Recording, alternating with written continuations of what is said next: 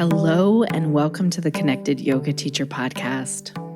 Money is often a bit of a prickly topic among yoga teachers, and at the same time, we know that it's also a really popular topic for questions. Actually, it's number 2 in our experience over the years as we've talked to connected yoga teachers.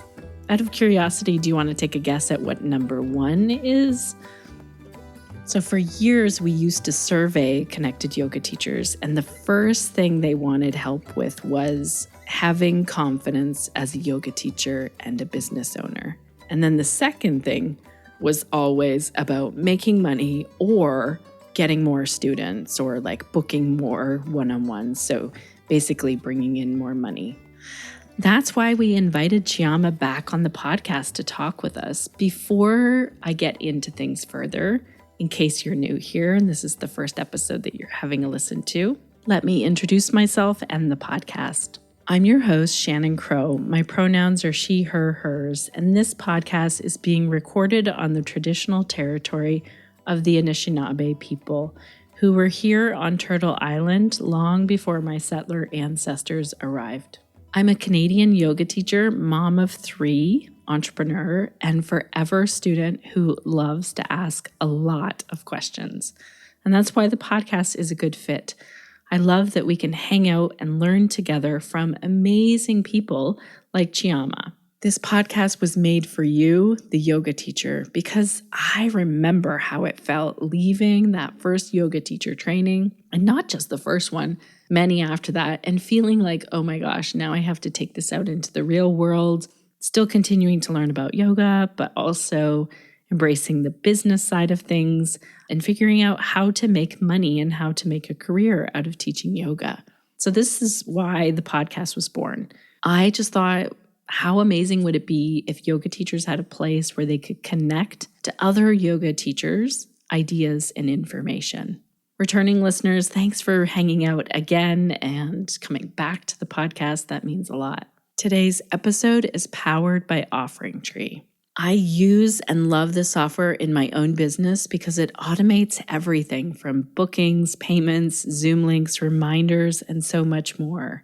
And we have a special podcast listener discount code over at OfferingTree.com/Shannon so that you can check it out, try it out as well. There's a 14-day free trial and get a little discount for being a connected yoga teacher listener. Today's episode is also brought to you by Pelvic Health Professionals. This is the other hat that I wear as a yoga teacher and an entrepreneur. It's a place where we get to hang out as, movement professionals or healthcare professionals and really learn up-to-date information about pelvic health. And right now we have a yoga series that we're about to do our second class, and it's called Nourish Your Nervous System. I don't know about you connected yoga teachers, but I feel like this has been a time of high stress since the pandemic, really. And I've been talking with a lot of friends and colleagues who are also feeling very stressed out right now. And, we can always find ways to nurture the self and to nurture the nervous system. That's why I'm so excited that Kathleen is leading this 6-class series. There are replays, so even if you can't make it live, you can join the replays and you can get access to those at any time. I'll let Kathleen tell you about that yoga series. This is Kathleen Pratt, and I'm thrilled to be collaborating with pelvic health professionals in the upcoming 6-week online series, Nourish Your Nervous System. Our nervous systems are taxed by multiple stressors in our personal lives, communities, and planet. Over time, chronic stress can hurt our mental and physical health and well-being. Nourish Your Nervous System is an experiential dive into mind-body practices that not only reduce stress but help restore balance in the nervous system. Throughout the program, I will be sharing the science behind why these practices work. Simple and gentle movement, breathwork, and mindfulness practices have helped me and my clients find new and effective ways to reduce anxiety, pain, tension, insomnia, and other symptoms of excess stress. I invite you to join me in this journey starting March the 5th. So, connected yoga teachers, if you want to sign up for this yoga series with Kathleen and join us and nurture your nervous system, head on over to pelvichealthprofessionals.com and look for the yoga drop-down button to join. Okay, let's get into this. Today, we are going to talk about how making money is yoga-like. I've often heard yoga teachers say things like, is making money actually aligned with the principles of yoga? Or I'm afraid that I'll leave people out if I charge too much or if I charge, what the going rate is of yoga. Or I shouldn't be making money from something that's supposed to be helpful to others. Shouldn't yoga be free? And we've had other podcast episodes about making money, finances, and bookkeeping. And I'm going to make sure to link to all of these in the show notes, especially if you are thinking, okay, I need to make more money as a yoga teacher, and I need to get okay with making money and having money. That's really the topic for today. But if you have further questions about making money as a yoga teacher, I highly recommend listening to these episodes. And I'll list them off for you, and they are in the show notes. So back in episode 330, I talked about connecting with your money.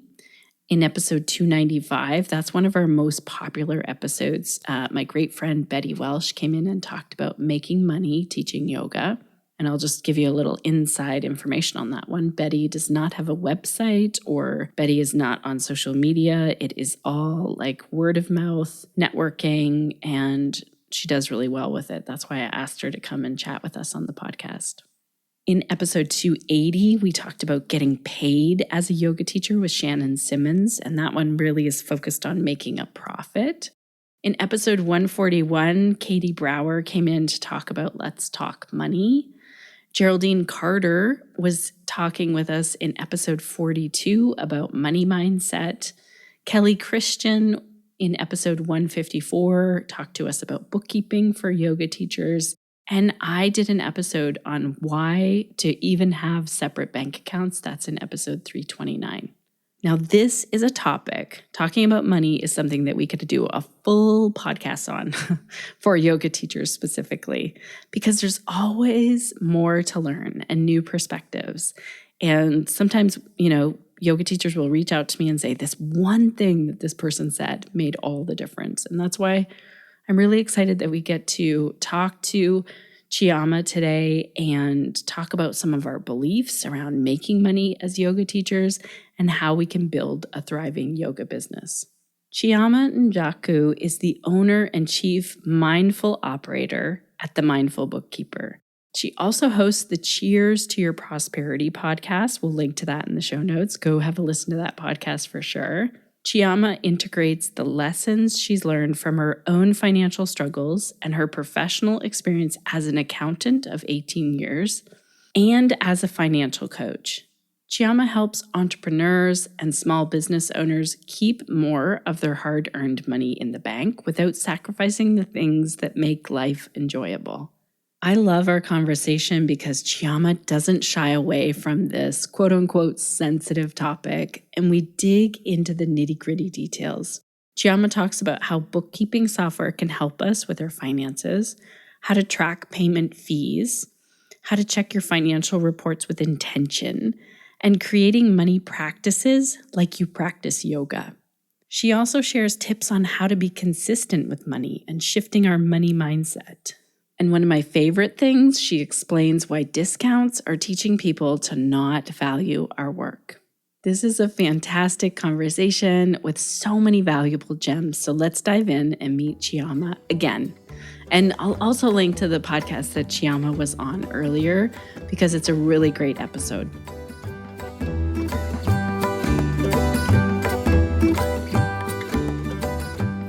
Welcome to the Connected Yoga Teacher podcast, Chioma. It's so great to have you back on the podcast because you had sent in an audio clip from a while ago. Welcome back. Thank you. It is really nice to be back. Yeah. I'm really glad because this time we get to have like a conversation where we chat with each other. When you had sent in, I'll make sure to link to the amazing video that you sent me. I'll make sure to link to that episode. But then once I got looking at your bio, I was like, oh my gosh, we need to chat about money and yoga. So Tell our listeners who don't know you, what's the work that you do and who do you do it for? So my business is called the Mindful Bookkeeper. And I would really call myself, I, I, I guess professionally, I'm an accountant and financial coach, but ultimately it's really about education and making money work for you. What I really stand for is helping small businesses, which is all of you, even if you're one, keep more of your hard-earned money without sacrificing the things that they love. So, yeah, that's really what I stand for. That's what I do. So, should I describe everything? Like, give a low-level description, or is that Sure, a good? sure. I'd love it. Like, what does that look like when you work with someone? So, when I work with someone, I do the bookkeeping, and I also the coaching is really to establish a plan, really understand like why are we working together, and deal with like money mindset because that plays a huge role. Psychology plays a huge role in the work that I do. And then the steps, like the step by step is easy. But when I do the bookkeeping, I get to measure progress and I could see the mindset issues or the life events, some business things, good, bad, and not so great, good, bad, good, great, and not so great. I'm trying to be a little bit more positive. And I reinforce what's going well. Like I tell them, like, you know more than you think you do. And then other times it could be simple things like being more consistent. Actually, it's always about being more consistent with when someone does their billing slash invoicing or paying themselves instead of it being haphazard and reacting to when money is available. Take the lead and say money has to serve for this purpose. So it's shifting what I would say for the masses, not to generalize, that we're taught to react to money, and I help my clients or anyone that's willing to listen. I help them be more proactive. But bookkeeping is part of it. We're being mindful with our money. This is amazing. You're also a yoga teacher and you have a podcast. So we'll make sure to Yes. link to that in the show notes in case people want to learn more beyond today.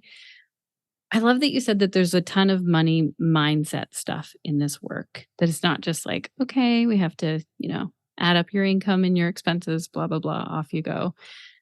Now, we get a lot of questions about money in the Connected Yoga Teacher Facebook group. We get a lot of questions when we do any money topics. And a lot of the time we start to rub up against this belief of like yoga teachers shouldn't be making money. So do you want to talk Mm, to us about that? Because I know you, at some point, I heard you say like making money is yoga like. It's okay to make money. yes, yes. I will start by saying this. There was a time in my yoga teaching career where I couldn't afford to teach. And that looked like not being able to buy gas for my car or for mass transportation to get to my class at a studio. And that's when it hit me. I have to make money. I can't be nice about this. Otherwise, I'm letting a community down. And on the reverse, on the flip side, I have experience, I'm sure we all have, where our favorite yoga teacher or the yoga teacher that really makes an impact in our life, they either move away or they quit, they're gone. And it can be devastating, honestly. And I know there's the statement of practicing non-attachment, but at the same time, there's also value, right? So when I put myself in that person's shoes and as a teacher, and I'm not trying to make money, that to me is not yoga like. Actually, it's to me, it's quite selfish. It's not intentional on my end, but it is selfish because I'm not dealing with my money issues or the real reason why I'm not willing to receive. So this money, we can call it energy, we can call it an exchange, whatever you need to understand that this is a fuel for your service. It's very, very yoga like. Thank you for that. That's such a good, powerful story of like, okay, I can't afford the gas, therefore I can't keep teaching if I don't When you were saying like we've all experienced a yoga teacher leaving, I was thinking of a bunch of the yoga teachers I've watched in my own area over the years, like go get a quote unquote real job. And I'm not saying that because I don't think like that's what I heard them say is I need to get a real job. And they meant like a real job that's going to pay or one that's recognized as a real career. So I'm really passionate about yoga teachers getting paid, it being seen as a real career. What about for the yoga teachers who want to make sure that anyone can access yoga and they want to make it, that people with limited funds can go to yoga? Then how do we balance that? So, I'm going to give a different response here. I think people will prioritize and will pay for things that they value. And if one was to look at me right now, I could technically be one of those demographics that, because I know around 2020, there was a lot of people reaching out to me saying, "Hey, come take yoga for free because you're." It kind of felt a little some kind of way, but I got where they were coming from. Um, and I come. My name is Nigerian, so it's a third world country, a lot of poverty. With that said, I have to say it like this: it's not our job. This is where we make it about us. There's a difference between generosity and you making it about you. And so when the people who are, and I quote, less fortunate, you really don't know you as a collective, you don't know their situation. You don't. You don't know what's going on with them, what they prioritize, what they like. We can't be in their business like that. We can't control their money. We can't. What we can do is offer our service and give them the opportunity to rise, to come to us, to take a class. Believe me, when someone gets something out of something, we've all experienced this. When we get something out of something, we will invest. We'll figure it out. Um, we'll ask questions. We'll say, "Look, my funds are limited. Can we work something out?" We will try, but we've got to give that person a chance to rise. It's not our responsibility. If we want to talk spirituality, sorry, I'm going off. I'm going there. If we want to talk spirituality, we're interfering with their spiritual journey. So that person that might not have access, it's not our job to save them. We can present our service. It's up to them to say yes or no. I fully agree. I also feel free to tell me if you're like, no, I don't want to talk about this anymore. Are you saying like in 2020, people were approaching you and saying, hey, you can come to yoga for free? Can you expand on that a little bit and what that felt like? Sure. You know what? I'll just go there. I'll just mention it. You can come to yoga because you're Black. And it's like, thank you. Um, and I scratch my head a little bit. I don't know if you really get how that feels. But thank you. Thank you. I will look, I see the effort. I see there's someone that's trying, but it was a little weird. It's like, geez, because I'm Black, you assume all these things. And I almost felt like there was a failure to see me as who I am.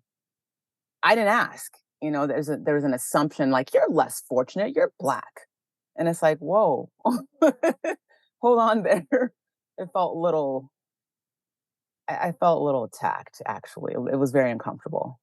I appreciate you sharing what that felt like, just so that we the collective not Black people are not, or anyone, any like looking out and thinking, am I getting this right that you said that's not really about you in that moment? That was about the person offering that. Like, Yeah. I don't know what the word is for that. Is it signaling when you do that? I don't know what the word is. I was going to call it saviorism Oh, there complex. you go. That's the word. Thank you. Thank you. Um, okay. So this is really helpful in terms of when we look at a group of people, it doesn't matter who it is. Let's say we look at people who are like, we see someone collecting money outside of a store and we think, oh gosh, they're really struggling with money, whatever. If we step in and start going beyond what they're asking for, if we start like putting what we think they need onto them, that's very different from them saying, here's what I need right now. I need like $5 to help me buy food. Exactly. Right. Exactly. I also appreciate that you said that it felt weird and you felt attacked and you felt like not seen in as a person. So this is all really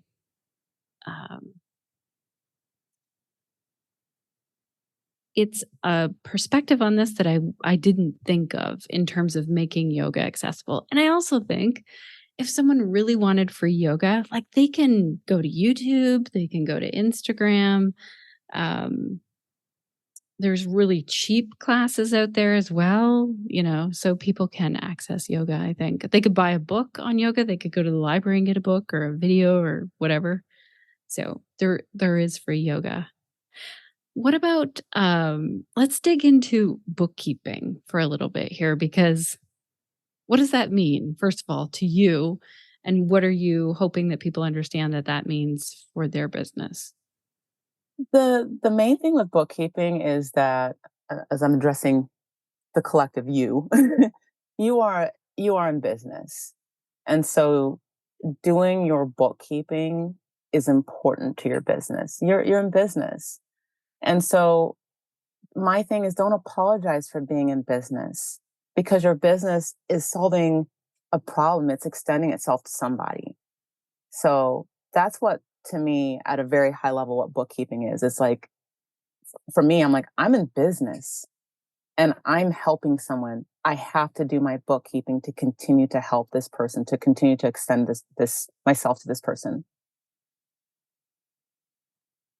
Okay. And then tell us like some nitty gritty things about bookkeeping. Well, here, I'm just going to go off on a random tangent here for a moment, because recently on the podcast, I shared that one thing I'm starting to do is just look at my money more often.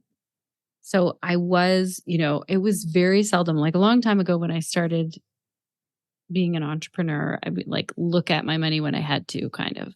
Mm. And then I learned over the years, if I add this in as a regular thing, and I'd gotten to the place in my business where I was looking at my money every Friday.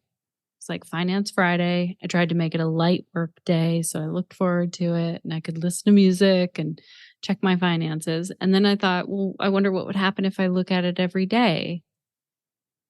And then this week, I saw an Instagram post where somebody was like, if you think looking at your money every day is going to help you, like you're basically doing the wrong thing. And I really started to be like, ugh.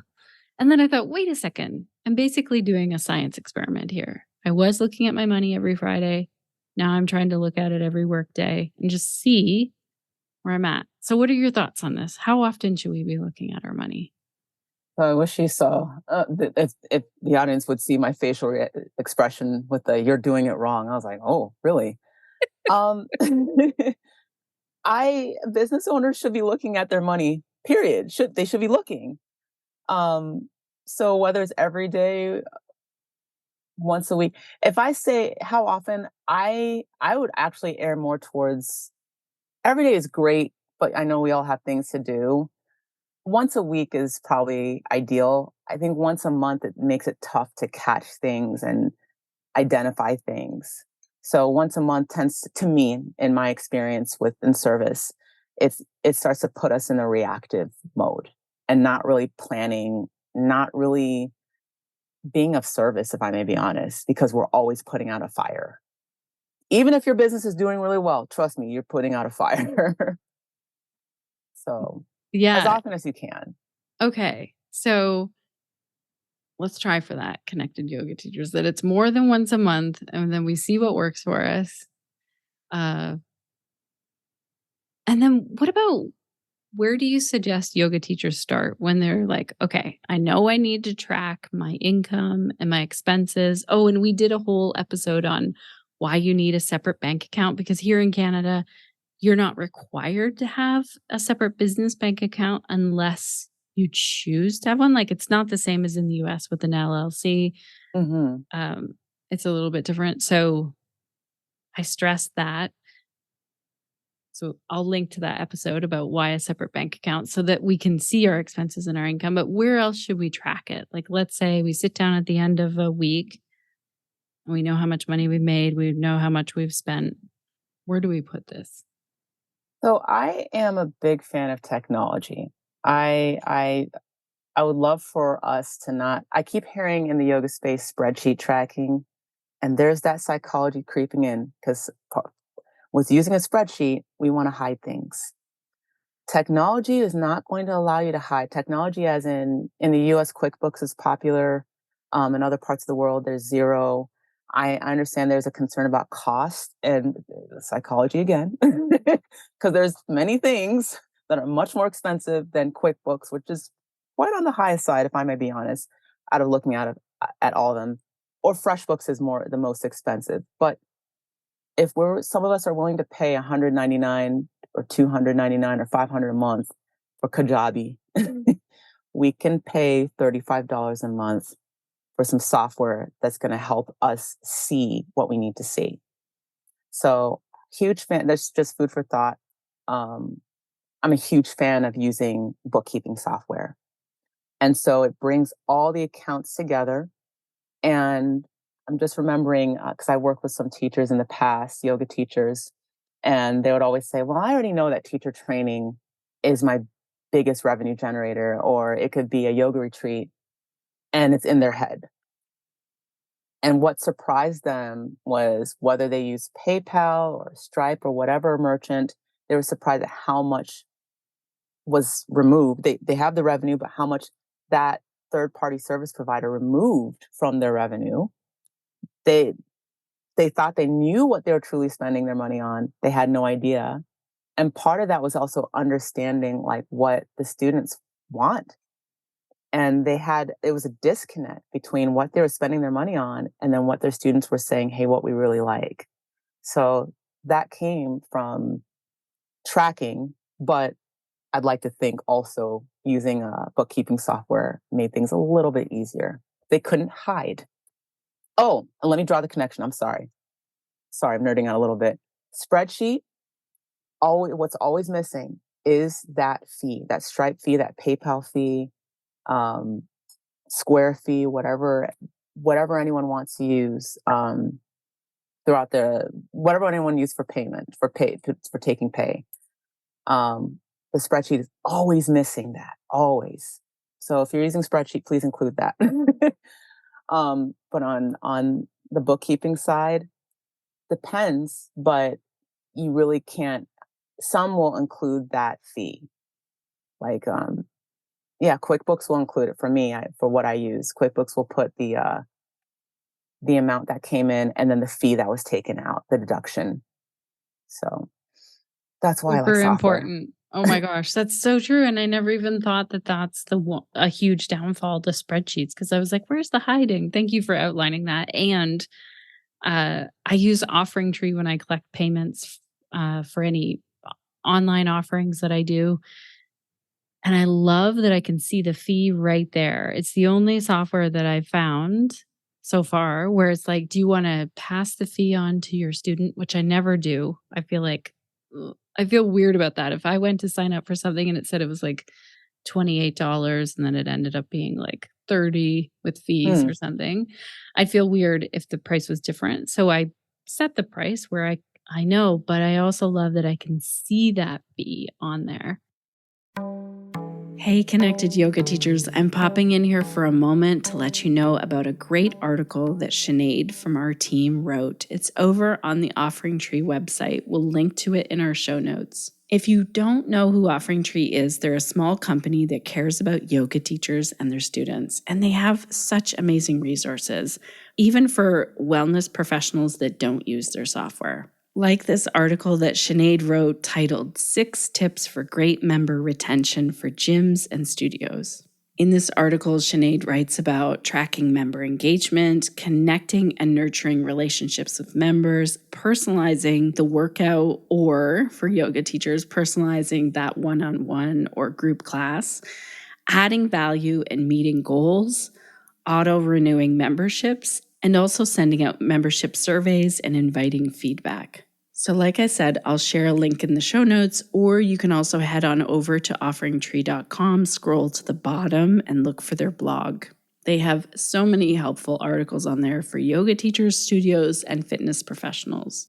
Also, they have monthly workshops that are free, even if you don't use their software, so make sure to get on their email list for that. And this is why they're our sponsor, because it's so easy to talk about them. I already use their software. If you want to check the software out for yourself, if you need a website, or if you are booking people in or sending out Zoom links, all of that can be found over at OfferingTree.com. And if you want a special coupon code just for Connected Yoga Teacher podcast listeners so that you get 50% off the first 3 months, make sure you go to OfferingTree.com/Shannon to sign up. Alrighty, let's get back to our talk with Chioma. This is a really good tip because PayPal fees are huge right now. I've been looking at how I can kind of cut that out. And if you can't see what that fee is, then you can't keep an eye on it. And I just logged into PayPal today and they were like something about different currencies. So there's a note on there and I know, okay, I have to take a look at that. So I use Xero because I collect in different currencies. That's a big one. And I used to use QuickBooks, but once I got working internationally, we have a great episode with Kelly Christian where she talked about different softwares. And the other thing I love is HubDoc. Have you ever used HubDoc? Do you use it now? I do. Yeah. Yeah. Do you want to explain to our listeners how that works or what it is? Sure. So the way I use it for myself and my clients, it's primarily for receipts rather than someone emailing me a bunch of receipts to verify things. It's just as simple as they could take a picture on their phone or email it to their email through HubDoc, and it just comes either to me or directly into the software. So that's the way we've been using it. And I haven't looked at what else HubDoc has done, but I was like, this is great because it spares the questions. Yeah. And now we can start to think more strategically. So true. I love that I can take my paper receipts at the end of the week and take a picture of them, and they land in the software with the amount and everything for my bookkeeping team. And then I can just put them in a folder and, put them away for 5 years. Yeah. Store them. That's super handy. And I forgot about the email thing. So thank you for reminding me that. Wonder if my bookkeeper is going to listen to this and be like, I told you. I often take the email receipts, download them, upload them. So I forgot that I could just email them directly to HubDoc. Okay. So I love also that you said if you're paying for something like Kajabi or Thinkific or Teachable or whatever, those softwares get really expensive. Then you can also pay for a bookkeeping. Now, here's what I'm bad at. I'm bad at looking at the reports. Do you have any tips on how to do that? So think of your yoga practice where we're practicing however many times a week. And it's really just making it a habit. So as soon as that report is ready, monthly because of the way the banks work, but if your bookkeeping is updated often, like weekly, you could do a temperature check, as I would call it, every week. So it's more of just getting into the habit of looking at that report. And what it is to me, it's a setting expectations for your business. You have a goal or something you're working towards, or maybe it's just what's going on. You're getting familiar with connected to your business properly, financially, instead of it being a surprise. And you're putting your voice in your finances too, because if you don't understand what something is or how to read something, well, now you can ask the question because now you're looking at something that gives you the ability to inquire so that you understand what's going on. Yeah. This is why I started looking at my money every day, because I wanted to see if I would have different feelings about things, which I did right away. I was like, ooh, I actually don't need that subscription. Like during the summer, I'm not going to use it. Or even the other day, my daughter came out, we were talking about car insurance, and she's like, why do you pay monthly when you could pay annually and save money? And I was like, actually, I could do that. I could. Good idea. Like, it's good to have conversations and questions about your money, because there are little ways that you can save money. Absolutely. Yeah. Anything that you see coming up over and over again for yoga teachers in terms of how they could cut their expenses or how they could bring in more income? I'll say two things. I'll start with the expense part. I'm all for training. Knowledge is power, but sometimes we can kind of slow down and think, why are we taking this training? It's almost like I've seen that there's a panic. Like, I'm taking this training because someone else says I should, or because I have to get this. And it's like, let's slow down. How is this applied to your business? And the question I have to ask is, does your student really care?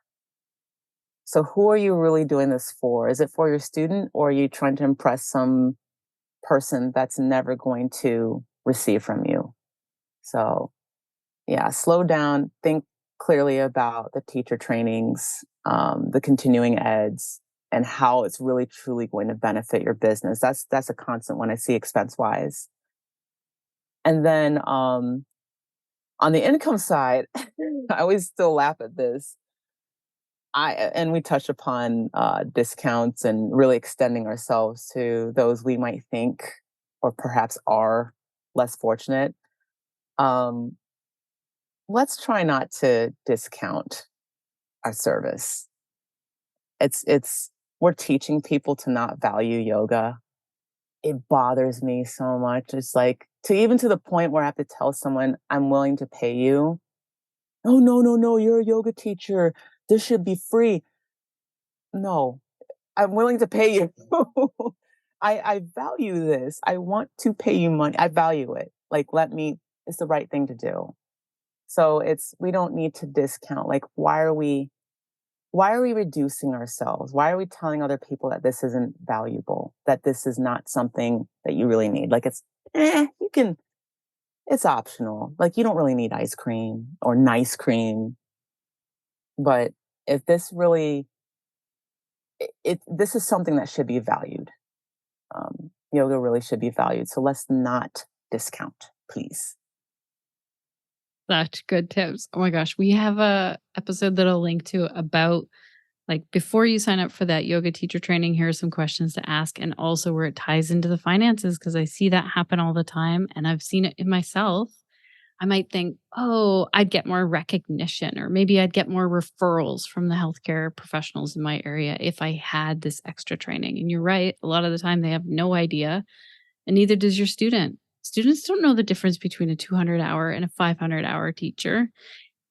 And once you make enough money and you set it aside, and then you're like, this is my, continuing education fund, go for it when it really is a good fit and it's really going to serve the students that you're working with. That's such great advice. And the income and the discounts.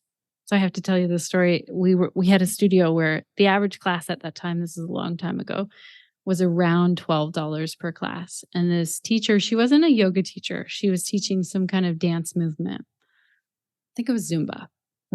She said, I'm not getting many people signing up for my class, so I'm going to drop the price down to $5. And she started getting even less people. So it's not like when we discount, we then get more income. That's not the way it works. People were like, that must be less of a class. I think I'll go to the $12 class. So it's so funny how fee and price really can dictate or communicate value to some people, because it's like, okay, that's a $5 class. Why? What's wrong with it? Right. Why is it so cheap? Who's in there? So true. What other I don't want to say problems, but sort of like what other roadblocks do you see yoga teachers hitting in terms of money that you wish they had like maybe a different mindset or some different education or information about? I really think that the biggest one is this: I'm a yoga teacher, and that means I should not make money. I feel like that's the umbrella. And I don't know where that really came from, where that misinterpretation, the origin of it. Just because, and I've been trying to make it my business to understand the origins of yoga. And one thing I stumbled on was, and I hope I'm saying this right. Actually, I'll say what I read, and I'm gonna refrain using the God because I don't want to misstep here. But the essence of it is, it was important to make money because that's where you're now able to help others, like be generous, even sometimes give something for free, but you have to fill your own cup. You have to get strong in order to help another person get strong. So there's this theme right now where it's about, to give to others, you have to receive. It's a cycle. So I have to say that the not getting paid part, or resisting money, it's felt, honestly, as a student. To me, I felt it. I felt the stress. I felt the anxiety. I'm trying to pay someone. It's almost like you're getting in trouble because you want to pay somebody. But at the same time, if you don't pay, let's say someone at the front desk, I'm imagining it's a studio, said, and this is a true story for me, "Oh, just come on in. I think you overpaid." Okay, fine. And then someone else checks what happened. I'm in class, and then I'm called out for non-payment.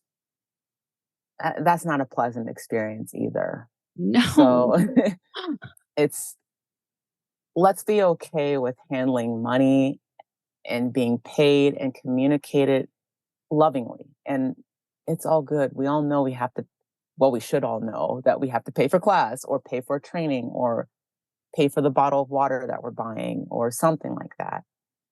This So is such an important perspective that as the student, it feels weird if people aren't comfortable around money. I remember being that teacher where I'd go to say a price of something and I would like kind of shrink a little bit. And what's so bizarre is I ran a farmer's market before that, and I didn't ever shy away from money topics. So it was when I became a yoga teacher and there was something like in the culture of yoga, or I don't know, somewhere along the way I picked up this hesitancy around saying what the fee was for what I was offering. So it's there. And I appreciate that you're saying it feels strange as the student, it feels uncomfortable. We don't want to make our students feel weird. How do you think we get past that? Like, what kind of internal work do we do if we are hesitant to say what our fee is? I would love it if this would be more in the curriculum, the 200-hour curriculum.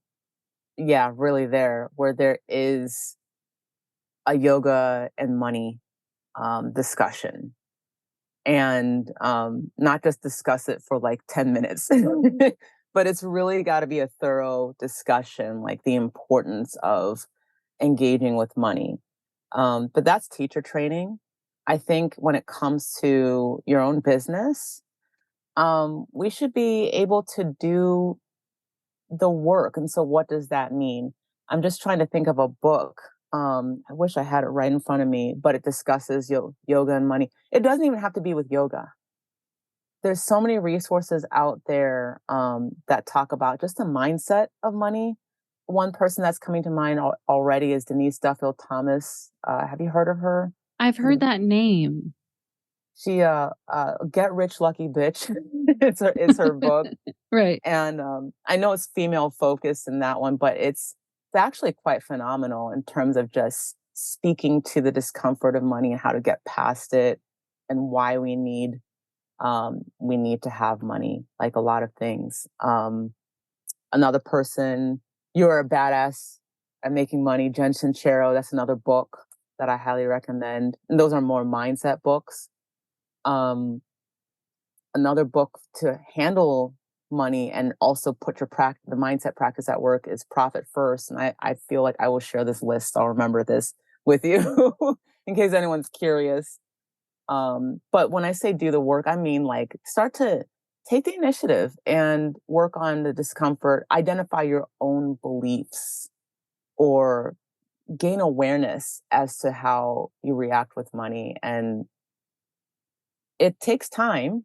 It's a practice, but it's well worth it so that that discomfort isn't communicated to the very person that you're trying to serve and help and put a smile on their face. So helpful. We will link to those books in the show notes. Those are great resources. I know what I started doing was I started listening to money podcasts. And I even did it for a while, as un-yogic as this might sound. I did it during my morning yoga practice because I was like, okay, I need to work through this. And the best way that my brain can do that is by like combining these two things. Cause I was like, ooh, so un-yogic. And that was the reason I did it, is I really wanted to come to the place where I was like, it's okay for me to make money as a yoga teacher. It's really necessary. Because I would not be right here. Like you and I would not be having this conversation today. And I have to I have to make an income as well as a podcast host. And people might be like, oh, all she does is talk and ask questions. Yes. And in order for each episode to go out, we have to get paid. So I'm really glad that muscle was strengthened through teaching yoga. So yeah. Is there anything else that you wish people knew about money and running their own business and being yoga teachers? Gosh, there's so much. There's for sure the mindset piece, but then of course it's like the how, the steps. So like this is why I would love that I would love for there to be a yoga business curriculum for in the US, as you mentioned, business bank accounts are required. Canada, not so much, but we want to see what's going on. So whether it's setting up a bank account, how to connect if you choose to use bookkeeping software, which I recommend, but how to connect your banks to that software, and just generally like what to do next. Maybe the habit of looking at your financial statements or just your bank account and just building that muscle, getting more curious and gaining that experience, connecting that experience to your business. The how is also important. And each person's how, the path is always different, even though there's basic rules to follow, but it's just getting started and feeling comfortable. If our listeners want to learn more from you, I would suggest they go to your podcast. Do you think that's the best way that they can learn more? I do give a lot of how. Yeah. And I will be giving more how when the next season drops in September. Ooh, is that a shameless plug? I guess it is. Yes. That's good. We like Sorry, those. everyone. We're going to link to it. And I know I've really appreciated the topics that you're covering on there. Also, do you recommend, what's your podcast called, or what website do they go to find that? Sure. My podcast is called Cheers to Your Prosperity, and it's on Apple and also Spotify. And then my podcast episodes are also on my website, themindfulbookkeeper.com. All right, perfect. We'll link to all of those. Thank you so much for this work. It's important work that you're doing. And thank you for coming on the podcast and answering all kinds of money questions. Oh, you're welcome. And thank you for having me here. It's really great conversation. So thank you. It's fun to talk about money. It really is. It can be. Yes, I think so. Me too. Me too. Thank you so much, Chioma, for all of this.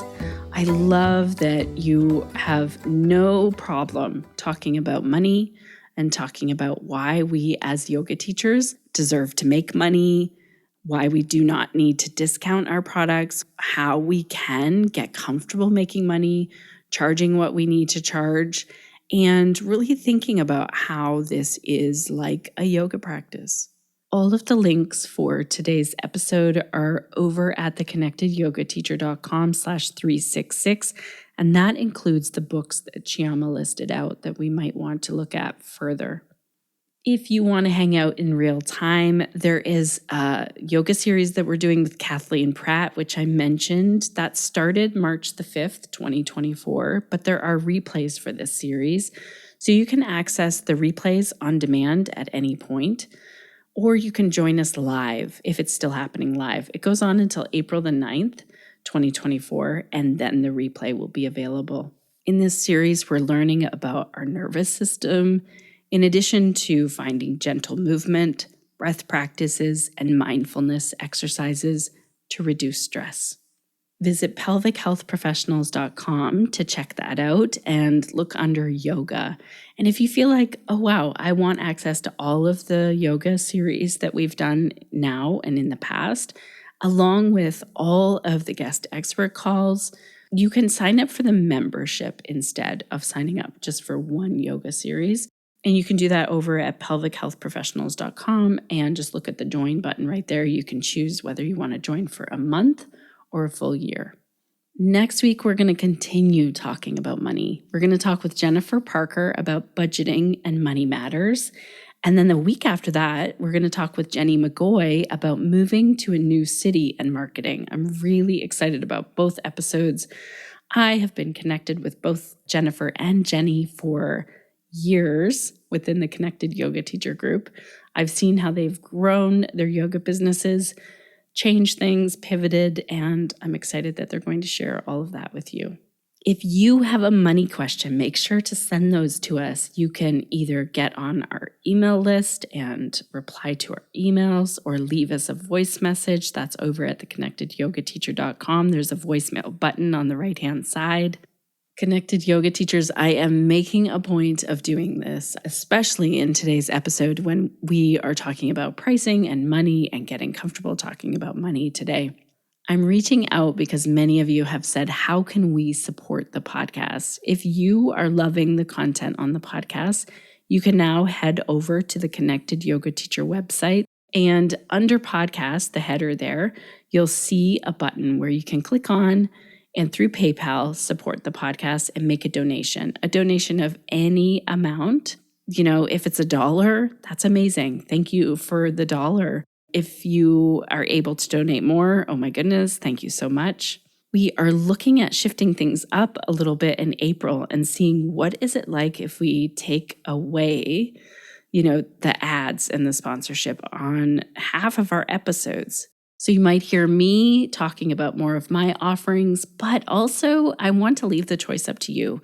If you would rather just listen to the content without any ads of like, here, try this thing, buy this thing, we try and make those very limited on the podcast. But if you'd like to stop hearing those as much, you can support the podcast. Also, if you're just really thankful for the podcast and the episodes that you are listening to, if they're helping you in any way, we would appreciate your support so much.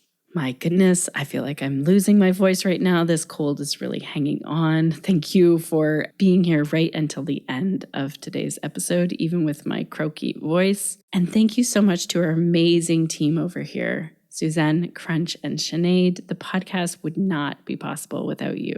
Thank you so much for all that you do. As usual, I have a question to share with you to close out the episode and to think on this week. What will you be doing this week to stay connected to yourself, your yoga practice, and to your community so that you can share the yoga that lights you up?